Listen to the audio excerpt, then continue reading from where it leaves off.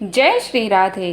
श्रीमद् भागवत सुधा सागर प्रथम स्कंद अध्याय 19 अध्याय 18 में राजा परीक्षित को श्रृंगी ऋषि का शाप नामक कथा प्रसंग श्रवण किया।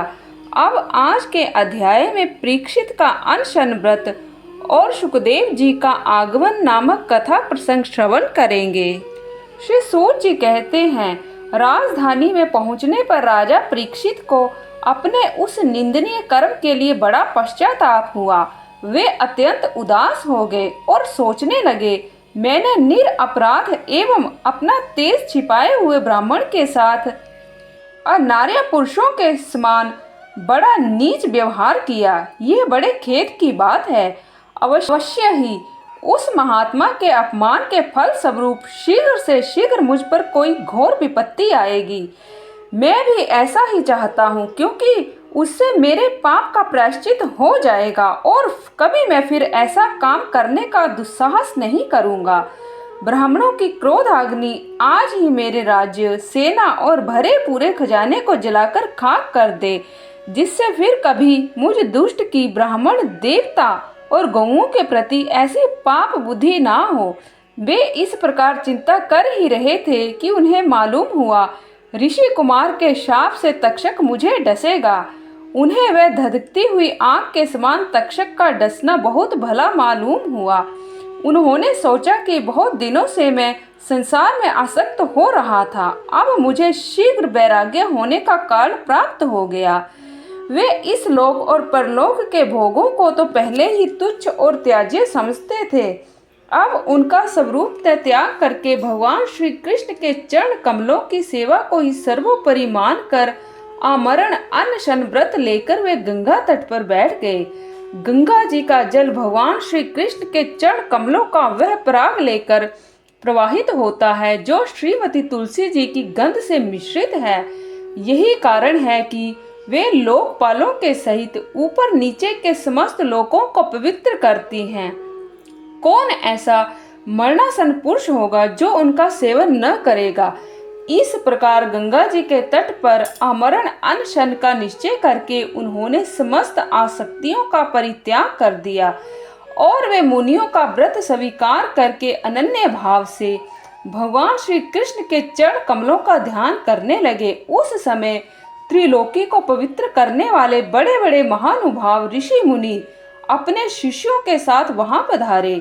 संत जन प्राय तीर्थ यात्रा के बहाने स्वयं उन तीर्थ स्थानों को पवित्र करते रहते हैं। उस समय वहां पर अत्रि ऋषि, वशिष्ठ जी, च्यवन ऋषि, अरिष्टनेमि, भृगु ऋषि, अंगिरा ऋषि, प्राशर जी, विश्वामित्र जी, परशुराम जी, इंद्रप्रमद, इदम्बा, मेधातिथि, देवल, भारद्वाज जी, गौतम जी, पिपलाद, मैत्र मुनि और कवश, अगस्त्य ऋषि, भगवान व्यास जी, नारद तथा अतिरिक्त और भी कई श्रेष्ठ देवर्षि, महर्षि तथा अरुण आदि राज ऋषियों का शुभ आगमन हुआ।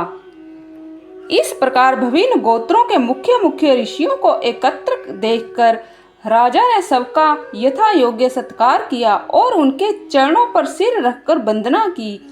जब सब लोग आराम से अपने अपने आसनों पर बैठ गए, तब महाराज परीक्षित ने उन्हें फिर से प्रणाम किया और उनके सामने खड़े होकर शुद्ध हृदय से अंजलि बांधकर वे जो कुछ करना चाहते थे उसे सुनाने लगे। राजा परीक्षित ने कहा, अहो समस्त राजाओं में हम धन्य हैं, धन्यतम हैं, क्योंकि अपने शील स्वभाव के कारण हम आप महापुरुषों के कृपा पात्र बन गए हैं। राजवंश के लोग प्राय निंदित कर्म करने के कारण ब्राह्मणों के चरण धोवन से दूर पड़ जाते हैं। यह कितने खेद की बात है।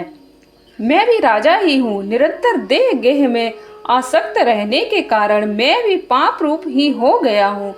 इसी से स्वयं भगवान ही ब्राह्मण के शाप के रूप में मुझ पर कृपा करने के लिए पधारे हैं। यह शाप वैराग्य उत्पन्न करने वाला है, क्योंकि इस प्रकार के शाप से संसार आसक्त पुरुष भयभीत होकर विरक्त हो जाया करते हैं। ब्राह्मणों, अब मैंने अपने चित्त को भगवान के चरणों में समर्पित कर दिया है। आप लोग और माँ गंगा जी शरणागत जानकर मुझ पर अनुग्रह करें। ब्राह्मण के शाप से प्रेरित कोई दूसरा कपट से तक्षक का रूप धरकर मुझे डस ले अथवा स्वयं तक्षक आकर डस ले, इसकी मुझे तनिक भी परवाह नहीं है। आप लोग कृपा करके भगवान की रसमयी लीलाओं का गायन करें। मैं आप ब्राह्मणों के चरणों में प्रणाम करके पुनः यही प्रार्थना करता हूँ कि मुझे कर्मवश चाहे जिस योनि में जन्म लेना पड़े, भगवान श्री कृष्ण के चरणों में मेरा अनुराग हो, उनके चरणाश्रित महात्माओं से विशेष प्रीति हो और जगत के समस्त प्राणियों के प्रति मेरी एक सी मैत्री रहे, ऐसा आप आशीर्वाद दीजिए। महाराज परीक्षित परम धीर थे। वे ऐसा दृढ़ निश्चय करके गंगा जी के दक्षिण तट पर पूर्वाग्र कुशों के आसन पर उत्तर मुख होकर बैठ गए। राजकाज का भार तो उन्होंने पहले ही अपने पुत्र जनमेजय को सौंप दिया था। पृथ्वी के एक छत्र सम्राट परीक्षित जब इस प्रकार आमरण अनशन का निश्चय करके बैठ गए, तब आकाश में स्थित देवता लोग बड़े आनंद से उसकी प्रशंसा करते हुए वहां पृथ्वी पर पुष्पों की वर्षा करने लगे तथा उनके नगाड़े बार बार बजने लगे। सभी उपस्थित महर्षियों ने परीक्षित के निश्चय की प्रशंसा की और साधु साधु कहकर उनका अनुमोदन किया। ऋषि लोग तो स्वभाव से ही लोगों पर अनुग्रह की वर्षा करते रहते हैं। यही नहीं, उनकी सारी शक्ति लोक पर कृपा करने के लिए ही होती है। उन लोगों ने भगवान श्री कृष्ण के गुणों से प्रभावित परीक्षित के प्रति उनके अनुरूप वचन कहे। राजर्षि शिरोमणि, भगवान श्री कृष्ण के सेवक और अनुयायी आप पांडु वंशियों के लिए यह कोई आश्चर्य की बात नहीं है, क्योंकि आप लोगों ने भगवान की सन्निधि प्राप्त करने की आकांक्षा से उस राज सिंहासन का एक क्षण में परित्याग कर दिया, जिसकी सेवा बड़े बड़े राजा अपने मुकुटों से करते थे।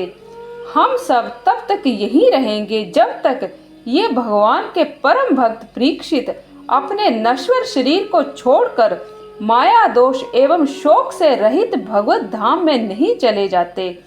ऋषियों के यह वचन बड़े ही मधुर, गंभीर, सत्य और समता से युक्त थे। उन्हें सुनकर राजा परीक्षित ने उन योगा युक्त मुनियों का अभिनंदन किया और भगवान के मनोहर चरित्र सुनने की इच्छा से ऋषियों से प्रार्थना की। महात्माओं, आप सभी सब और यहाँ से पधारे हैं। आप सत्यलोक में रहने वाले मूर्तिमान वेदों के समान हैं। आप लोगों का दूसरों पर अनुग्रह करने के अतिरिक्त जो आपका सहज स्वभाव ही है, इस लोक या परलोक में और कोई स्वार्थ नहीं है। विप्रवरों, आप लोगों पर पूर्ण विश्वास करके मैं अपने कर्तव्यों के संबंध में यह प्रश्न पूछने योग्य हूँ। आप सभी विद्वान परस्पर विचार करके बतलाइए कि सब के लिए सब अवस्थाओं में और विशेष करके थोड़े ही समय में मरने वाले पुरुषों के लिए अंतःकरण और शरीर से करने योग्य विशुद्ध कर्म कौन सा है। उसी समय पृथ्वी पर स्व इच्छा से विचरण करते हुए किसी की कोई अपेक्षा न रखने वाले व्यास नंदन भगवान श्री सुखदेव जी महाराज वहां प्रकट हो गए। वे वर्ण तथा आश्रम के बाहरी चिन्हों से रहित एवं आत्म अनुभूति में संतुष्ट थे। बच्चों और स्त्रियों ने उन्हें घेर रखा था। उनका वेश अवधूत का था। 16 वर्ष की अवस्था थी। चरण, हाथ जंघा बुझाएं, कंधे कपोल और अन्य सब अंग अत्यंत सुकुमार थे। नेत्र बड़े बड़े और मनोहर थे। नासिका कुछ ऊंची थी, कान बराबर थे, सुंदर भौहें थी। इनसे मुख बड़ा ही शोभायमान हो रहा था। गला तो मानो सुंदर शंख ही था। हंसली ढकी हुई, छाती चौड़ी और उभरी हुई, नाभि भंवर के समान गहरी तथा उदर बड़ा ही सुंदर त्रिवली से युक्त था। लंबी लंबी भुजाएं थी। मुख पर घुंघराले बाल बिखरे हुए थे। इस दिगंबर वेश में वे श्रेष्ठ देवताओं के समान तेजस्वी जान पड़ते थे। श्याम रंग था। चित्त को चुराने वाली भरी जवानी थी। वे शरीर की छटा और मधुर मुस्कान से स्त्रियों को सदा ही मनोहर जान पड़ते थे। यद्यपि उन्होंने अपने तेज को छिपा रखा था, फिर भी उनके लक्षण जानने वाले मुनियों ने उन्हें पहचान लिया और वे सब के सब अपने आसन छोड़कर उनके सम्मान के लिए उठ खड़े हुए। राजा परीक्षित ने अतिथि के रूप में पधारे हुए श्री शुकदेव जी को सिर झुकाकर प्रणाम किया और उनकी पूजा की। उनके स्वरूप को न जानने वाले बच्चे और स्त्रियां उनकी यह महिमा देखकर वहां से लौट गए। सबके द्वारा सम्मानित होकर श्री शुकदेव जी आसन पर विराजमान हुए। ग्रह नक्षत्र और तारों से घिरे हुए चंद्रमा के समान ब्रह्म ऋषि, देव ऋषि और राज ऋषियों के समूह से आवृत श्री शुकदेव जी अत्यंत शोभायमान हुए। वास्तव में वे महात्माओं के भी आदरणीय थे। जब प्रखर बुद्धि श्री शुकदेव जी शांत भाव से बैठ गए, तब भगवान के परम भक्त परीक्षित ने उनके समीप आकर और चरणों पर सिर रखकर प्रणाम किया। फिर खड़े होकर हाथ जोड़कर नमस्कार किया। इसके पश्चात बड़ी ही मधुर वाणी से उनसे यह पूछा। परीक्षित ने पूछा, ब्रह्म स्वरूप भगवान, आज हम बड़भागी हुए, क्योंकि अपराधी क्षत्रिय होने पर भी हमें संत समागम का अधिकारी समझा गया। आज कृपा पूर्वक अतिथि से पधार कर आपने हमें तीर्थ के तुल्य पवित्र बना दिया। आप जैसे महात्माओं के स्मरण मात्र से ही गृहस्थों के घर तत्काल पवित्र हो जाते हैं। फिर दर्शन, स्पर्श, पाद प्रक्षालन और आसन दान आदि का सुअवसर मिलने पर तो कहना ही क्या है। महायोगिन जैसे भगवान विष्णु के सामने दैत्य लोग नहीं ठहरते, वैसे ही आपकी सन्निधि से बड़े बड़े पाप भी तुरंत नष्ट हो जाते हैं। अवश्य ही पांडवों के सुहृद भगवान श्री कृष्ण मुझ पर अत्यंत प्रसन्न हैं। उन्होंने अपने फुफेरे भाइयों की प्रसन्नता के लिए उन्हीं के कुल में उत्पन्न हुए मेरे साथ भी अपनेपन का व्यवहार किया है। भगवान श्री कृष्ण की कृपा न होती तो आप श्रीखे एकांत वनवासी, अव्यक्त गति परम सिद्ध पुरुष स्वयं पधार कर इस मृत्यु के समय हम जैसे प्राकृत मनुष्यों को क्यों दर्शन देते। आप योगियों के परम गुरु हैं, इसीलिए मैं आपसे परम सिद्धि के स्वरूप और साधन के संबंध में प्रश्न कर रहा हूँ। जो पुरुष सर्वथा मरणासन्न है, उनको क्या करना चाहिए? भगवान, साथ ही यह भी बतलाइए कि मनुष्य मात्र को क्या करना चाहिए। वे किसका श्रवण, किसका जप, किसका स्मरण और किसका भजन करें तथा किसका त्याग करें। भगवत स्वरूप मुनिवर, आपका दर्शन अत्यंत दुर्लभ है, क्योंकि जितनी देर एक गाय दुही जाती है, गृहस्थों के घर पर उतनी देर भी तो आप ठहरते नहीं। श्री सूत जी कहते हैं, जब राजा ने बड़ी ही मधुर वाणी में इस प्रकार संभाषण एवं प्रश्न किए, तब समस्त धर्मों के मर्मज्ञ व्यास नंदन भगवान श्री शुकदेव जी उनका उत्तर देने लगे। तो आज के लिए बस इतना ही। कल फिर आपसे भेंट होगी। तब तक के लिए जय श्री राधे।